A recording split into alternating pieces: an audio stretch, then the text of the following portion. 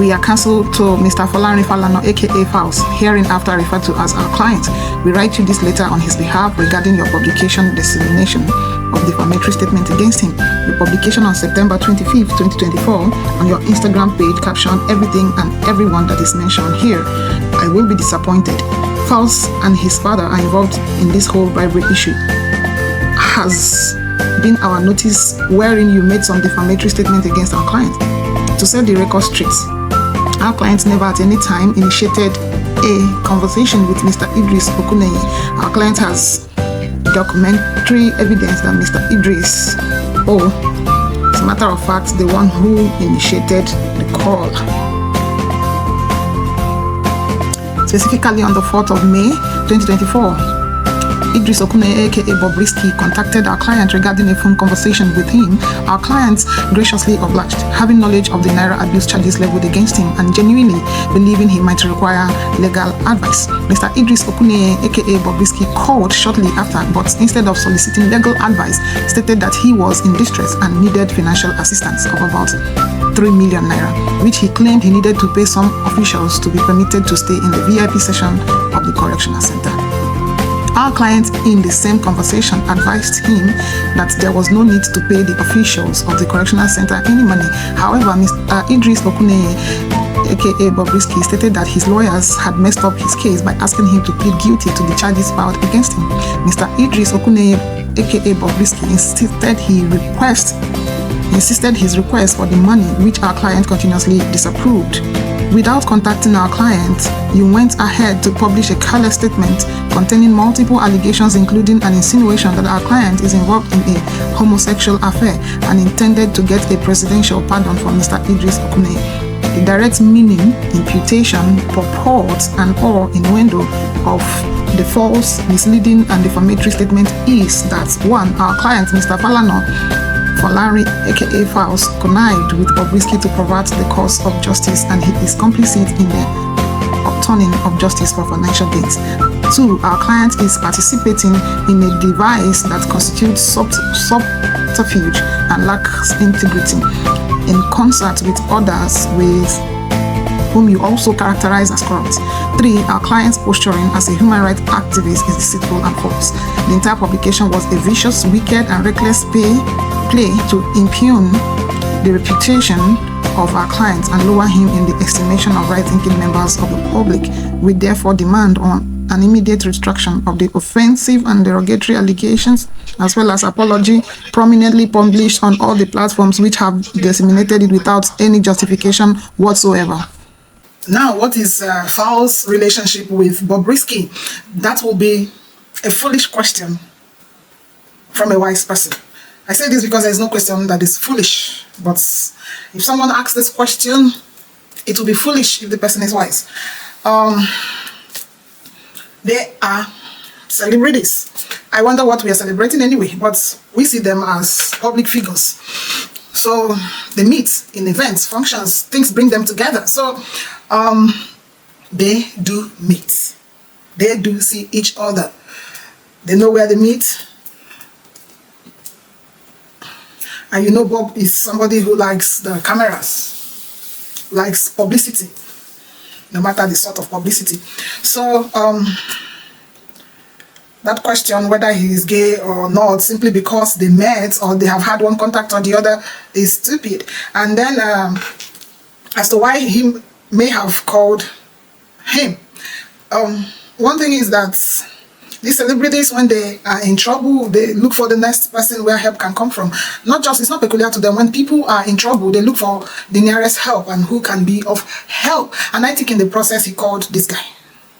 And knowing full well too that the father is a legal personality, maybe she felt that I might not also be able to have a direct conversation with the father. I can reach the father through the son.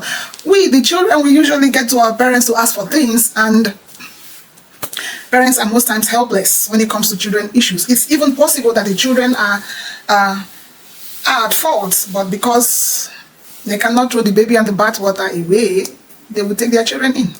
I'm not saying that FALZ had done anything wrong or otherwise. So Let's now unpack the conversation between FALZ and Bobrisky. According to what their lawyers put out, it is said that Bobrisky had contacted FALZ for a conversation, which he obliged to. And then in that conversation, instead of asking for legal help, she resorted to asking for money. This is somebody that everything around her is just screaming money, money, money. So, and then let's look at that conversation. And the reason Bob was asking for money was still to solve his problem, averting the doom that she's running away from, going to prison, looking for money to obtain the judgment, looking for money to sort herself out. And according to what they had said in the write-up, FALZ said that that will not be a better option. This same guy is suggesting that this is what I want to do with the money, and FALZ says that might not be a better option. I think I can talk to my father for you. I'm just trying to figure out what had happened, and then it's okay. I can talk to my father for you to get you a pardon. Yes, anybody can get a pardon. What is a pardon? Pardon even implies too that a crime has been committed, something has been done, something that is not normal had happened, and someone needed to be pardoned. So people get presidential pardon, they get governorship pardon, they get different pardons. So it is not a crime to ask for pardon. It's one realization that I have done something that will require a write-off, either by law or by mercy. So they had said that they will work to get a pardon. Now, this is where Falana comes in. And the son says, I'm going to ask my father to get you a pardon. And then the father coming in here, according to what they said, says it's going to take 10 million. There is a question arising now. Is it a legal fee or it is money to obtain judgment? Is it to provide justice or to pay for a legal fee? For people who are becoming sentimental, let's pipe it down, because lawyers, what do lawyers do? They defend cases, they defend criminals, they defend people who are in trouble, either in the hands of the state or in the hands of other individuals. So what do? They defend criminals. And it will surprise you what the lawyers see, what they hear. Do you know what your lawyers hear, what they see? Do you know what spiritual leaders, pastors, imams, any form of spiritual leader, do you know what they see and hear? Do you also know what the doctors see and hear? These are three sets of people that are always in between dicey situations. Now it is beholding of them to decide which to handle. But the issue is whether the practice of law panders to ethics, rules, or morals. So, and one thing I would also say is, the people you are defending as legal luminaries may have played one role or the other in bringing the country we have today. They may have defended people. For instance, this Falana that is in this case has at one time or the other defended your current president. When Ganifa or me took Tinubu to court over the certificate scandal, it was Falana that Tinubu contracted to get him out of the case, and Falana defended Tinubu at that time. I'm sure that if he had known that in the years to come, that solution may be speaking to our nation's stability, he may not have been involved. One thing that happens is that when we live our lives in our profession and we do things, we take decisions, there are certain things we might not know, but it gets clearer as time evolves. And when people grow in their career, they begin to choose their battles. They decide who to defend, who not to defend.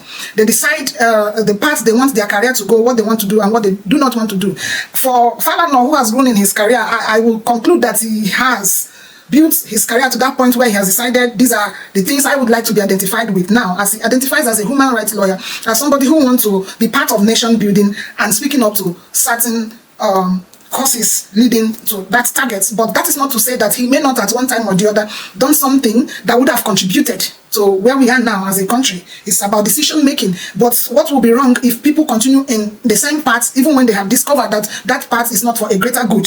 When they discover that a path is leading to a greater good and they begin to make right decisions or better decisions, they begin to make better decisions, we cut them some slacks.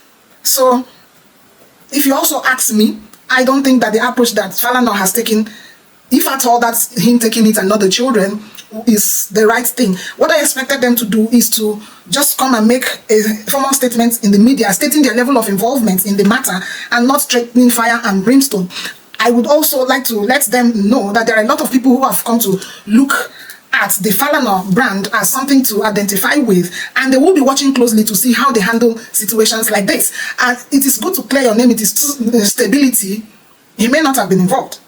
One thing that happens is that when we live our lives in our profession and we do things, we take decisions, there are certain things we might not know, but it gets clearer as time evolves. And when people grow in their career, they begin to choose their battles. They decide who to defend, who not to defend.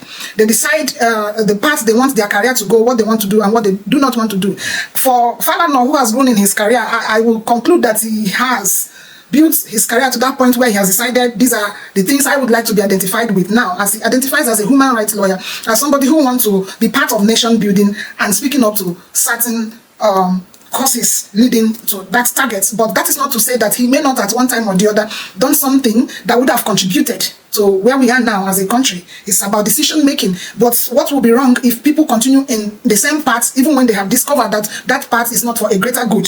When they discover that a path is leading to a greater good and they begin to make right decisions or better decisions, they begin to make better decisions, we cut them some slacks. So if you also ask me, I don't think that the approach that FALANAS has taken, if at all that's him taking it and not the children, is the right thing. What I expected them to do is to just come and make a formal statement in the media stating their level of involvement in the matter and not threatening fire and brimstone. I would also like to let them know that there are a lot of people who have come to look at the FALANAS brand as something to identify with, and they will be watching closely to see how they handle situations like this. And it is good to clear your name. It is too good to set examples, but weigh it and the options it presents.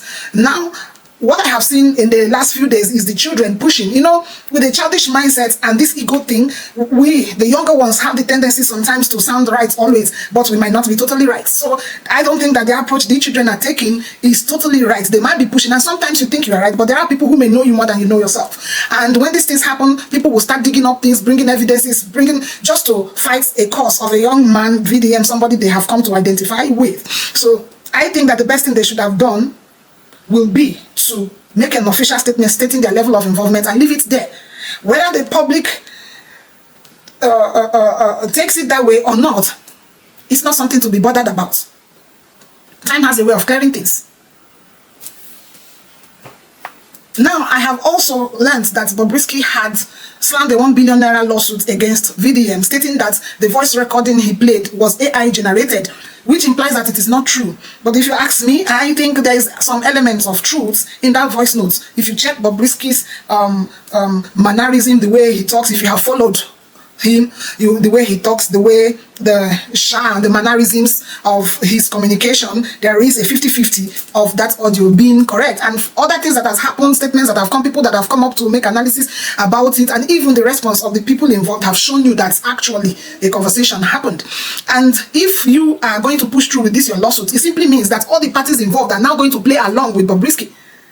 It means that people are advising him and they're now conniving together to clean up the mess by aligning with Bobrisky to say that everything is a lie. Then the guy that released the original audio, who he was owing and who was needing to be paid and taking steps to release his conversation with Bobrisky, would not have to come into the full glare, would not have to come to say whether they actually had that conversation or not. There are a lot of things pointing to the fact that that conversation happened, and it might not be wise for Bobrisky to push this allegation of his stuff. If lawyers are advising you to do that, what else is their job? That's their job. They're going to make some money from the case. And Bobrisky is somebody that has been in negative publicity. He brags to not having any shame and all that. And I think he likes this kind of thing as it gains him more popularity and more notoriety. Then the question is also, is there an awakening? Because the whole thing happening, the same time a similar stuff is happening in the US, is something a lot of people are looking at as to whether there's an awakening. But whether or not the Nigerian government will push through and handle the matter the way they should, I doubt. Who are the people that broke cases? The same people in the mess. The same people that are complicit in most of the crimes that are reported in our country. So who is probing who? Are there independent bodies that will handle this case? There was a time we had the Oputa panel that handled things like this and got us close to maybe solution. So this whole situation presents the dilemma the country finds itself, where the big heads that are supposed to be the ones that push for things to be okay are the ones that are to be probed, or the ones to set up the panels for probe. It will also be very damning if the FALANAS play along. I don't want, what pisses me off is when we begin to do this "do you know who I am" thing that we do in Nigeria. Who are you? We are all citizens of the country. We may have achievements, but we are nobodies. We are nobodies. If it's required that we answer to certain things, we have to, for our system to be good. We are looking forward to having a system that works and not just the big men. This whole situation, moving from the intent to expose something that is happening in our system to defending a big man, is one thing that we should frown at. I've seen lawyers, I've seen people analyze this situation, and the stance I see them take is dicey. It's dicey. These people also have to be careful because they lose the credibility and the trust the people place on them. It's been a long time here with you. Thank you so much for staying put, for your subscription. I still plead, if you have not subscribed, please subscribe to my channel. The numbers rule these days. Please do subscribe to my channel. And thank you so much for stopping by. Thank you, my old subscribers. Your comments, your engagements are worthwhile. I do appreciate you. Thank you so much, and do have a fruitful week ahead. Ciao.